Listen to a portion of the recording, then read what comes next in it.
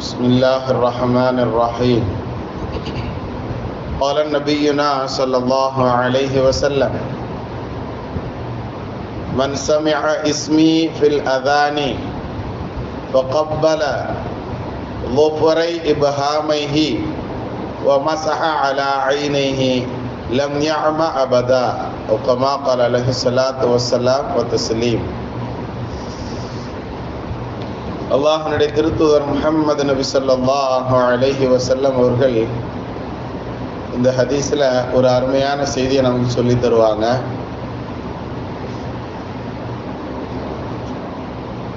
இந்த ஹதீஸை அல் இமாம் அஸ்-சகாவி ரஹ்மத்துல்லாஹி அலைஹி அவர்கள் மகாசிதுல் ஹசனா அப்படிங்கக்கூடிய கிதாபில் பதிவு செய்திருக்கிறாங்க. பல தஃப்சீர் கிதாபுகள்லையும் இந்த செய்திகள் இடம்பெறுகிறது. அதில் சொல்லக்கூடிய செய்தி என்ன அப்படின்னா, நம்ம இதுவரைக்கும் கண்கள் சம்பந்தமான சில செய்திகளை பார்த்துக்கிட்டு வர்றோம். கண் எவ்வளோ பெரிய நியாமத்துன்னு பார்த்தோம். அதே மாதிரி அந்த கண்களை எப்படி பாதுகாப்பது அப்படிங்கக்கூடிய விஷயத்தில் நிறையா குர்ஆன் ஷரீஃப் ஓதுதல் அப்படிங்கிற விஷயத்தை நேற்று பார்த்தோம். இன்றைய தினத்தினுடைய செய்தியில் அந்த கண்ணை பாதுகாப்பதற்குண்டான, அதிலும் குறிப்பாக கண் பார்வையை நாம் பாதுகாப்பதற்குண்டான ஒரு செய்தியை நபி ஸல்லல்லாஹு அலைஹி வஸல்லம் இந்த ஹதீஸில் சொல்லி தர்றாங்க. மன் சமிஅ இஸ்மி ஃபில் அதானி, பாங்கில் என்னுடைய பெயர் வரக்கூடிய விஷயத்தை எவர் கேட்பாரோ, அஷ்ஹது அன்ன முஹம்மதர் ரசூலுல்லாஹ் அப்படின்னு சொல்லுவாங்க இல்லையா, பாங்கு சொல்லும்போது அந்த அதில் நபி ஸல்லல்லாஹு அலைஹி வஸல்லம் பெயர் முஹம்மது அப்படின்னு வருது பார்த்தீங்களா, ஸல்லல்லாஹு அலைஹி வஸல்லம்.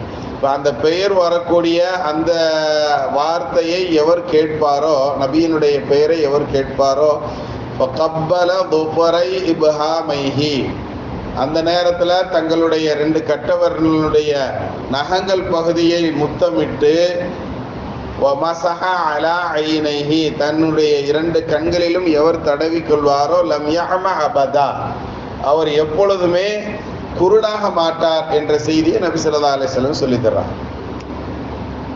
இந்த ஹதீஸ் பிரபல்யமான ரூஹுல் பயான் என்ற கிதாப்லையும் பதிவு செய்யப்பட்டுள்ளதாக நமக்கு இந்த ஹதீஸினுடைய ரிவாயத்துகளை நாம் பார்க்க முடியும். அதாவது வாங்க சொல்லும் பொழுது நபியினுடைய பெயர் அதில் வரும். அந்த பெயரை யார் கேட்குறாங்களோ அந்த நேரத்தில் கட்ட விரல்களுடைய நகங்களில் நாம் என்ன செய்யறது, முத்தமிட்டு கண்களில் தடவிக்கொள்வது. இப்படி தடவிக்கொண்டால் அவருடைய கண் பார்வை எப்பொழுதுமே போகாது அப்படிங்கிற செய்தியை நபி ஸல்லல்லாஹு அலைஹி வஸல்லம் சொல்லி தர்றாங்க. ஒரு காலத்தில் இந்த விஷயம்லாம் ரொம்ப அதிகமாக செய்யப்பட்டு கொண்டு இருந்துச்சு பெரியவங்கள்ட்டலாம். இன்றைக்கி அது கிடையாது, இது கிடையாது, அப்படி கிடையாது, இப்படி கிடையாதுன்னு சொல்லி எல்லா விஷயங்களும் அப்படியே படிப்படியாக குறைஞ்சிருச்சு. ஒரு செய்தியை நாம் விளங்கிக்கிடணும். இப்போ இந்த விஷயத்தை நாம் சொன்னாலே என்ன சொல்லுவாங்கன்னா, இது பலகீனமான ரிவாயத்து, இது லைஃபானது அப்படின்னு அரபியில் ஒரு வார்த்தையை சொல்லுவாங்க. லைஃப் அப்படிங்கிறது பலகீனம் அப்படிங்கிற தமிழ் பொருள். பலகீனமான ஒரு ஹதீஸாக இருந்தாலும் அதை வைத்து நாம் ஆக்டிவ் பண்ணுறது, அமல் செய்கிறதுக்கு எங்கேயுமே தடை கிடையாது. எந்த இமாம்களிடத்திலும், குறிப்பாக ஹதீஸ் கலை வல்லுநர்களிடத்திலேயே என்ன கிடையாதுன்னா தடை அப்படிங்கிறது கிடையாது. இதை வச்சு அமல் செய்யக்கூடாதுன்னு சொல்ல மாட்டாங்க. ஒரு சட்டத்தை இயற்றணும் அப்படின்னா மட்டும்தான் பலமான ஹதீஸாக இருக்கணும் அப்படிங்கிறத நாம் பார்க்கணும். இது கிட்டத்தட்ட இதே கருத்துள்ள ஹதீஸுகள் கிட்டத்தட்ட மூன்றுக்கும் மேற்பட்ட வழிகளில் நமக்கு கிடைக்கிறதுனால இந்த ஹதீஸு கிட்டத்தட்ட ஹசன் அப்படிங்கக்கூடிய தரஜாவை அடையக்கூடியது அப்படிங்கிறத நாம் பார்க்கணும். ஹசன் அப்படிங்கிற தரஜானா அழகிய ஹதீஸு அப்படிங்கிறதுனுடைய அந்த அந்தஸ்தில் வந்துடும். அது பலமான ஹதீஸுக்கு ஈக்குவலானதுங்கிறத ஹதீஸ் கலை வல்லுநர்கள் நமக்கு சொல்லி தருவாங்க. ஹைர், அல்ஹம்துலில்லாஹ். அது நீளமான ஒரு பாபு, அது நீளமான ஒரு பாடம். சரி, இப்போ இந்த ஹதீஸில் நபி ஸல்லல்லாஹு அலைஹி வஸல்லம் அவர்கள் இப்படி நமக்கு என்ன செய்கிறாங்க, சொல்லி தர்றாங்க. இதே மாதிரி இதே கருத்துள்ள இன்னொரு ஹதீஸில் இப்படி வரும். அந்த கைகளில் முத்தமிட்டு கண்களில் தடவுறது அப்படின்னு இந்த ஹதீஸில் இடம் வருகிறது. ஆனால் அதில் அப்படி நாம் செய்யும் போது என்ன வார்த்தையை சொல்லணும் அப்படிங்கிறதையும் நமக்கு நபி ஸல்லல்லாஹு அலைஹி வஸல்லம் அவர்கள் இன்னொரு ஹதீஸில் வரக்கூடிய இன்னொரு வார்த்தை நமக்கு இடம்பெறும். அதில் பிலால் ரலியல்லாஹு தஆலா அன்ஹு அவர்கள் அறிவிப்பு செய்யக்கூடியதாக அவர்கள் சொல்லியதாகவும் ஒரு ஹதீஸ் நமக்கு வருது. அபூ பக்கர் ரலியல்லாஹு தஆலா அன்ஹு அவர்கள் சொல்லியதாகவும் சில ரிவாயத்துகள் நமக்கு வருது. அதில் அல்லாஹும்ம மத்திஇனி பிஸ்ஸமஇ வல் பஸரி அப்படிங்கக்கூடிய இந்த 2 வார்த்தை இடம்பெறுகிற, இறைவா என்னுடைய பார்வை புலனையும் என்னுடைய செவி புலனையும் நீ சுகம் பெற செய்வாயாக அப்படிங்கிற வார்த்தையை சொல்லி நம்மளுடைய பெருவரல்களில் முத்தமிட்டு கண்களில் தடகி கொள்வது அப்படிங்கிற இந்த வார்த்தை.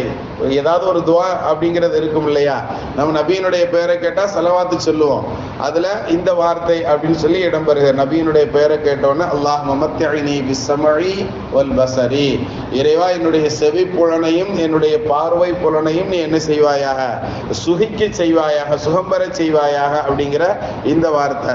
இன்னும் சில ஹதீஸ்கள்ல எப்படி வருது அப்படின்னு சொன்னா, குர்ரத் ஐனி பிக யா ரசூலல்லாஹ், நபியினுடைய பெயரை கேட்கும் போது அந்த கட்டவரல்கள்ல உங்களை கொண்டுதான் என்னுடைய கண் குளிர்ச்சி அடைகிறது நபியே, அல்லது தொழுகையை கொண்டுதான் என்னுடைய கண் குளிர்ச்சி அடைகிறது நபியே அப்படிங்கிற இது போன்ற வார்த்தைகளை சொல்லி நம்ம தொழுகை மேல உண்டான முஹப்பத்துல இந்த மாதிரியும் செய்யலாம் அப்படிங்கக்கூடிய செய்திகள் எல்லாம் நமக்கு.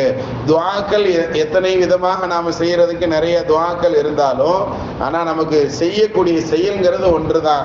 2 கட்டவரல்கள்ல நாம சலவாத்து சொல்லி, எந்த துஆவுமே தெரியலைன்னா சலவாத்து சொல்லியாவது நாம என்ன செய்யணும், கண்களில் தடகிக் கொள்வது நம்மளுடைய கண்களுக்கு உண்டான ஒளியை அதிகப்படுத்தும் என்பதை இன்றைய தினத்தினுடைய பாடம் நமக்கு சொல்லி தரும். அல்லாஹ் அமல் செய்யக்கூடிய பாக்கியவான்களை நம்மை கபூல் செய்வானாக. பிஹக்கி சய்யிதினா வ ஆலி சய்யிதினா முஹம்மத்.